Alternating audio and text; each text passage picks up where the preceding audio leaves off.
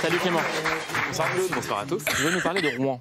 J'aimerais revenir sur Rouen, en effet, qui est marqué par l'incendie de l'usine Lubrizol jeudi dernier. Alors aujourd'hui, on voit que dans la population, il y a une grande inquiétude, elle est naturelle. Mais au-delà de l'inquiétude, il y a une défiance à l'égard de la parole des représentants. Les Rouennais et les Rouennaises n'ont pas confiance dans ce que leur disent les autorités. Ce matin, Didier Guillaume, le ministre de l'Agriculture et de l'Alimentation, était l'invité de Jean-Jacques Bourdin sur RMC. Son rôle, rassurer. Ce qu'il confronte à un dilemme rhétorique qui est intéressant. Comment vous faites pour rassurer la population quand la population met en doute votre parole? Eh bien, vous faites ceci.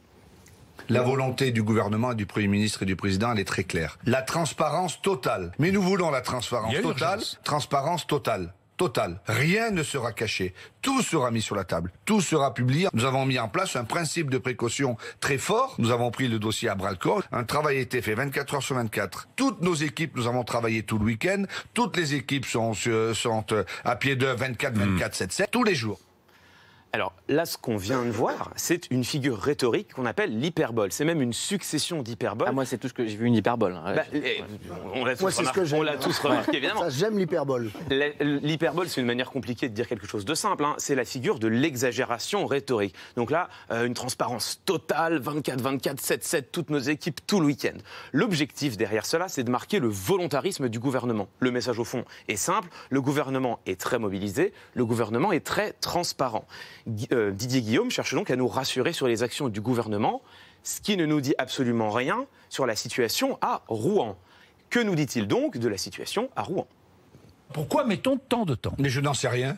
Bon. Je n'en sais rien, je ne suis pas scientifique. Mais non, moi je ne le sais pas. On ne sait pas. Ce n'est pas à moi de le dire, ce n'est pas au Premier ministre, c'est aux scientifiques. Je n'en sais fichtre rien. Vous ne savez pas? Non, oui. Je ne sais pas d'où vient, quelle est l'origine de l'incendie. Je ne peux pas m'avancer plus que ça. Je ne sais pas ça pour l'instant. Vous allez prendre je ne sais, c'est pas moi qui prends la décision. Non.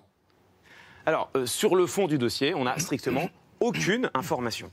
Là, ça se voit parce qu'on zoome dessus. Mais en réalité, sur le flot continu de l'interview, ça passe relativement inaperçu. On s'en rend moins compte. La question intéressante, c'est pourquoi?